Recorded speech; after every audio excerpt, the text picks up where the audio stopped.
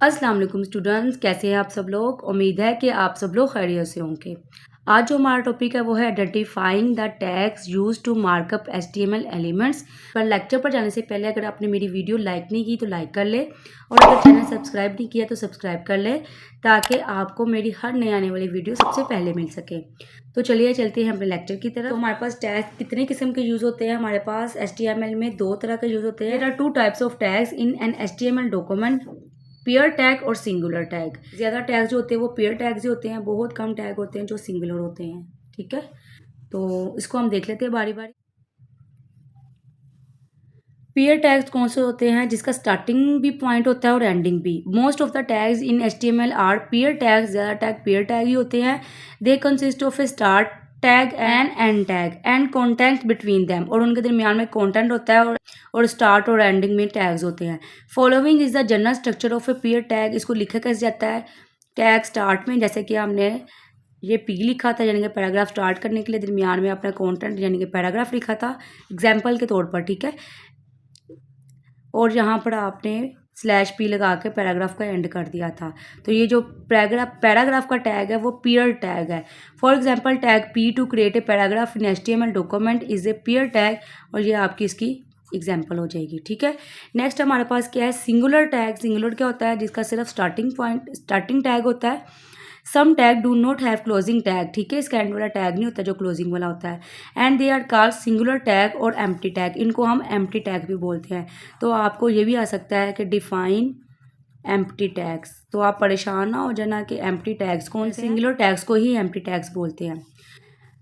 They are simply written as tag name. उसका सिर्फ start में लिख देते हैं हम, और उसका एंडिंग पॉइंट नहीं होता। For example BR। अगर तो आपने लाइन ब्रेक करनी है यानी कि पैराग्राफ के बाद एक लाइन छोड़नी है, तो आप क्या करते हो, सिंपल BR लिखते हो, तो आपका क्या हो जाती है, लाइन ब्रेक हो जाती है।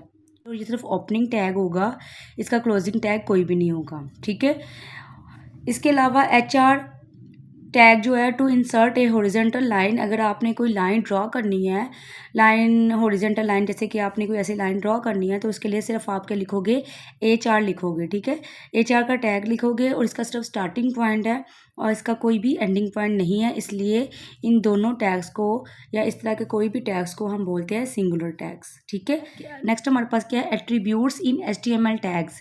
एट्रीब्यूट्स क्या होते हैं कि जो टैग हमने यूज़ किए, जैसे पैराग्राफ का, ब्रेक का, HR का, या कोई भी अगर हम टैग यूज़ करते हैं तो उस टैग के अंदर मज़ीद इन्फॉर्मेशन क्या क्या हो सकती है। जैसे कि अगर पैराग्राफ का हम पैराग्राफ लिखते हैं, पैराग्राफ के कंटेंट का कलर चेंज कर सकते हैं, उसका साइज़ चेंज कर सकते हैं, उसका स्टाइल चेंज कर सकते हैं।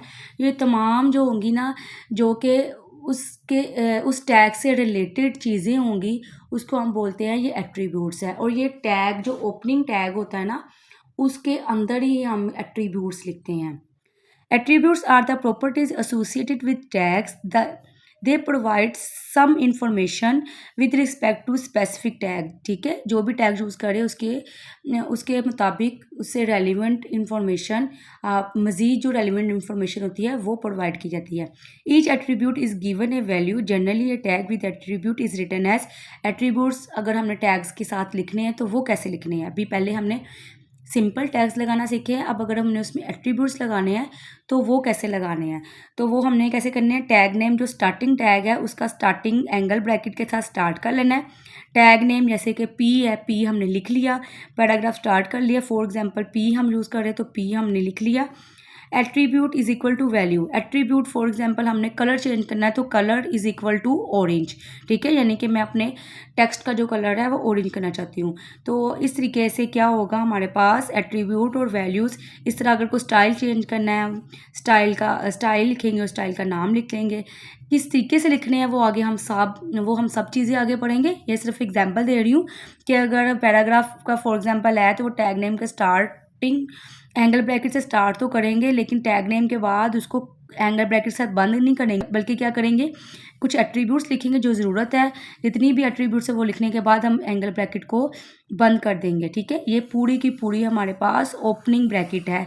ठीक है, फॉर एग्जांपल P पैराग्राफ का जो हमारे पास है टैग स्टार्ट हुआ, align is equal to centre. हम अपने जो पैराग्राफ की अलाइनमेंट है वो सेंटर में करना चाहते हैं, तो हमने align is equal to centre कर दिया और उसके बाद इसको बंद कर दिया, यानी कि मैंने जो पैराग्राफ लिखना है वो सेंटर में मौजूद हो। तो मैंने ये ओपनिंग टैग लगा दिया, उसके बाद कंटेंट लिखा, उसके बाद क्लोजिंग टैग लगा दिया पैराग्राफ का। Shows the content of the paragraph at centre with respect to left and right margins, यानी कि लेफ्ट और राइट मार्जिन सेम लेंथ को छोड़ के दरमियान में सेंटर में आपका पैराग्राफ जो भी आप लिखोगे वो लिखा हुआ आपकी वेबसाइट पर शो होगा। तो एट्रीब्यूट्स जो है वो आगे हम बहुत सारे यूज़ करेंगे, आपको मज़ीद क्लियर हो जाएगा। आज के लिए बस इतना ही। अल्लाह हाफिज़।